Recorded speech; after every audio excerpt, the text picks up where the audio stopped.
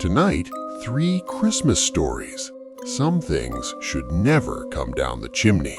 In a small town like ours, no one remembers when the rules started, only that every child seems to know it without being told. If you build a snowman, you don't give it a face that looks too real, and you never, ever check where it's looking after dark. They say it's just a game, something kids repeat to scare each other when the days get shorter and the snow piles up higher than the fences. But every winter, someone notices. The snowman turns its head.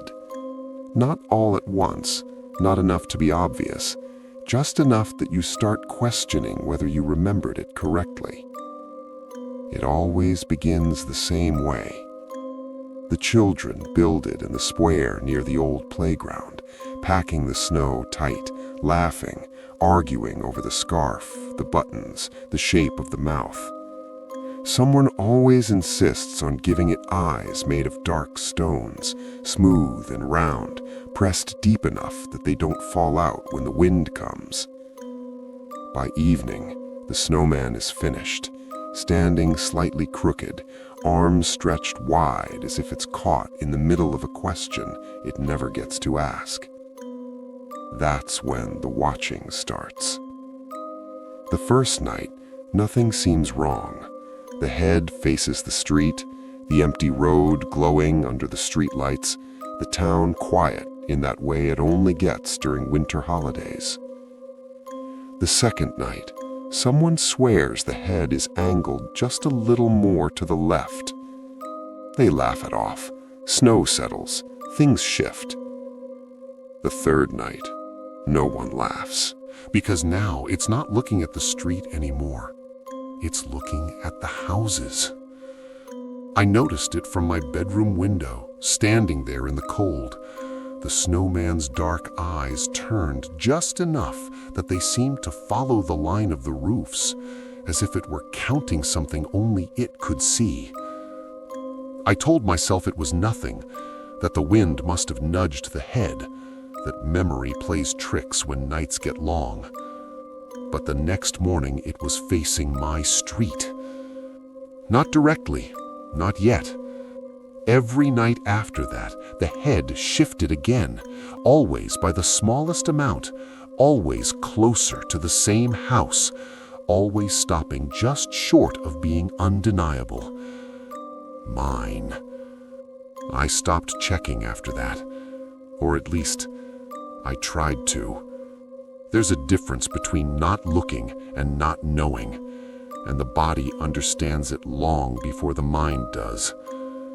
New Year's Eve came wrapped in silence and fresh snow, the kind that muffles the world and makes even familiar places feel wrong.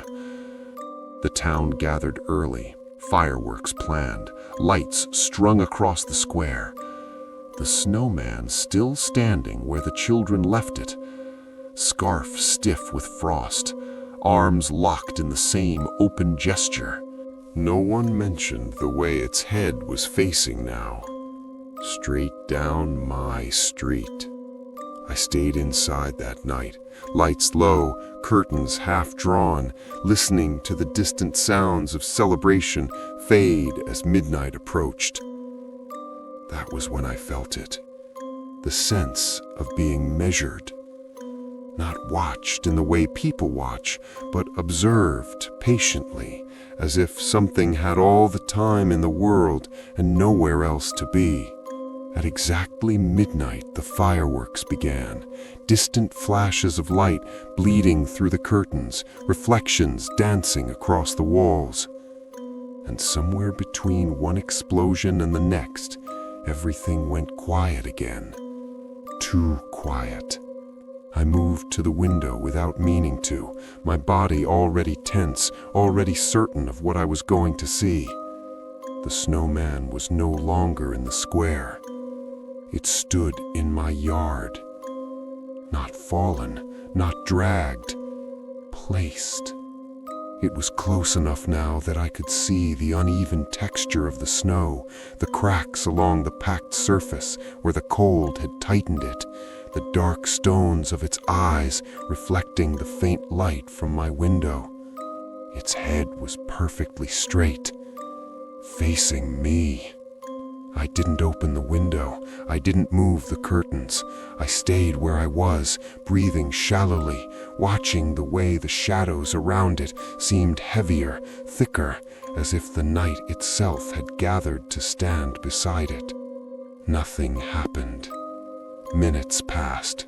The snowman didn't move. It didn't need to, because it wasn't waiting for midnight. It was waiting for morning. They found the house quiet at dawn, lights still on, heat still running, no signs of struggle or alarm. They say the bed looked untouched, as if no one had ever slept in it at all. Outside, the snowman was gone. By noon, the children were already back in the square, rolling new snow, laughing, arguing over scarves and stones. And somewhere in town, a new house was being watched. Because every new year, the snowman chooses one window, and by morning, no one inside ever wakes up. The camera was installed because of the dog. Every December, without fail, he would sit in front of the fireplace long after everyone else had gone to bed, staring at the dark opening with his ears flat and his body pulled tight, as if he were waiting for something that never came. At first, we thought it was the heat, or the smell of soot, or some harmless instinct that meant nothing at all. Then he stopped barking altogether. That was when we set up the camera. It wasn't hidden. It wasn't secret. It was mounted openly on the shelf across from the fireplace, angled just enough to see the hearth, the mantel, and the black mouth of the chimney above it. We told ourselves it was just for peace of mind. Christmas was still days away. The night it happened, the house was quiet in the ordinary way, the kind of quiet that comes from routine rather than fear, with lights dimmed, decorations in place, stockings hanging exactly where they had always hung. Nothing felt wrong yet. The camera began recording at 2:14 a.m. At first, there was nothing but the empty fireplace, cold and unused, a thin line of soot marking where fires had once burned years ago. Then something moved. Not falling, not dropping, lowering itself. A shape emerged slowly from the darkness of the chimney, descending with careful, deliberate control, as if gravity were optional and haste unnecessary. The arms appeared first. They were far too long. They bent at angles that suggested joints, but not the kind meant to move smoothly, the elbows turning slightly inward, the hands stretching down toward the bricks long before the rest of the body followed. The fingers wrapped around the edges of the fireplace, gripping without sound, testing the surface as if learning the texture of the room for the first time. Then the shoulders came into view. They didn't fit. They compressed, narrowing unnaturally, sliding through the opening in a way that made the proportions feel wrong, even through the grainy footage. The head appeared last. It was covered, not by a hat, not by a hood, by something thin and pale that clung to the shape beneath it, stretching slightly as it moved, like fabric pulled over something that had never been meant to wear it. The body continued to descend, inch by careful inch, until it was standing inside the fireplace, impossibly tall even while hunched, arms hanging low, fingertips brushing the hearthstones. It didn't rush. It didn't look around. It waited. For several seconds, it remained perfectly still, as if listening, as if counting breaths that were not its own. Then its head turned, not toward the tree, not toward the stockings, toward the camera. The movement was gradual, precise, practiced, the kind of motion that suggested it knew exactly where the lens was without needing to search for it. When it looked directly into the camera, the face came into focus. The eyes were wrong. Too reflective, too calm. They didn't blink. The mouth moved. "I'm not Santa anymore." The words were shaped carefully, as if pronunciation mattered, as if it were important that whoever heard them understood every syllable. After that, it tilted its head slightly, studying the camera the way someone studies a mirror, as if checking whether the image matched what it expected to see. Then it stepped out of the fireplace. Not down, not back, forward. The arms swung gently as it walked, too long, too loose, brushing the furniture as if by accident, leaving faint marks that didn't show up clearly on the recording. It moved out of frame. The camera kept recording. Nothing else happened. No alarms, no screams, no sudden movement. The footage ended exactly 4 hours later.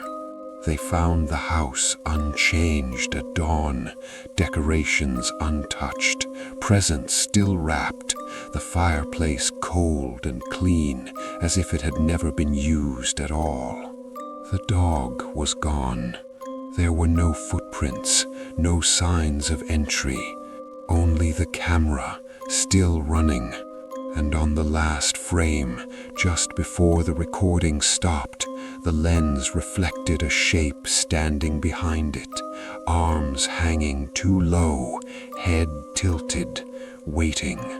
Because Santa didn't come early that year, something else did. The mall closed at 9 that night, the way it always did after Christmas crowds thinned and the season began to feel tired, leaving behind paper snowflakes taped to glass, blinking lights no one bothered to turn off, and the faint smell of sugar and artificial pine lingering in the air. Security stayed late because something felt unfinished. It wasn't an alarm or a report, not even a complaint, just a shared sense that the building hadn't emptied the way it should have. Santa was still sitting in his chair. The chair stood in the center court beneath the plastic skylight, surrounded by velvet ropes and fake snow, the red throne placed exactly where children had lined up all month with parents holding phones and smiles stretched thin. He hadn't moved. At first, they thought it was a prank, some leftover decoration someone forgot to unplug, a mannequin dressed too carefully to look fake from a distance. But the suit sagged differently. It leaned inward, folding in on itself as if something that once gave it shape had quietly stepped away. The beard still shifted. Not much, just enough.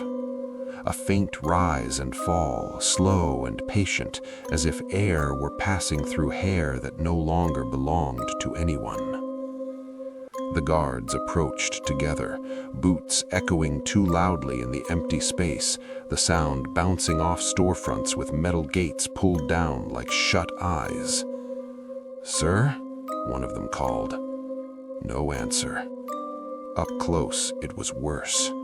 The costume was full where it shouldn't be and empty where it mattered. The red fabric collapsing inward at the chest, the sleeves hanging long and limp, gloves resting in place as if hands had once filled them and simply decided not to anymore. The beard moved again. Not from wind, not from motion, from breath. One of the guards reached out, slower than necessary, fingers brushing the edge of the coat. It was light. Too light. He pulled the jacket open. There was nothing inside. No body, no frame, no wires. Just darkness and fabric, folded inward like a space that had been used and abandoned.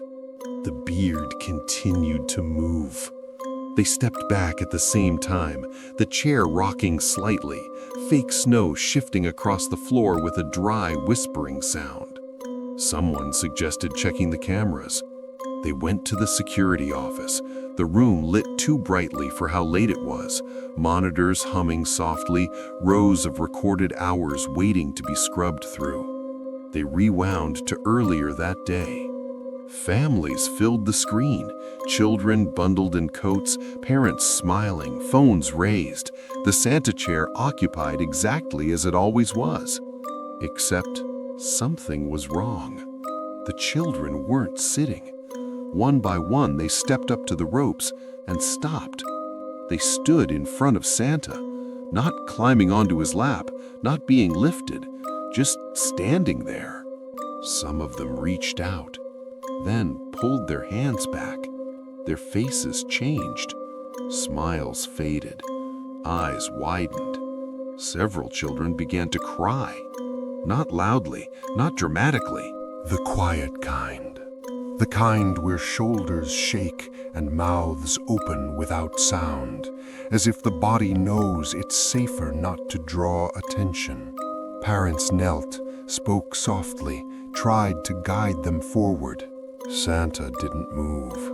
He didn't open his arms. He didn't gesture.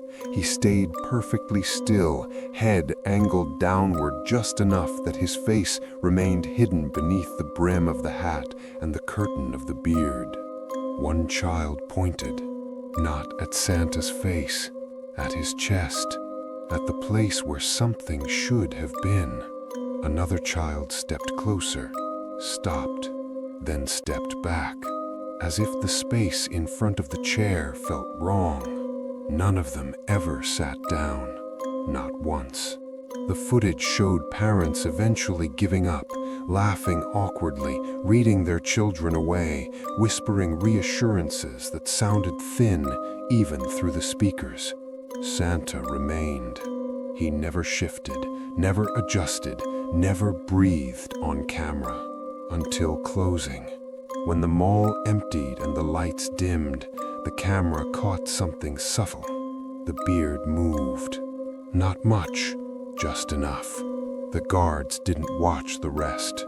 When they returned to the court, Santa was still there. The suit was empty. The beard still breathed. They shut the mall down early after that, citing maintenance, seasonal transitions, anything that sounded reasonable. The chair was removed. The suit disappeared. Parents stopped bringing their children.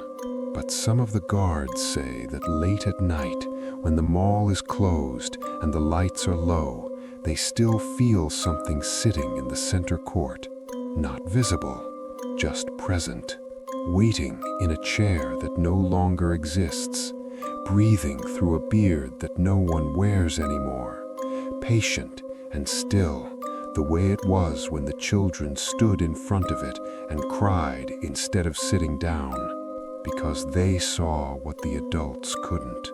There was never anyone inside the suit.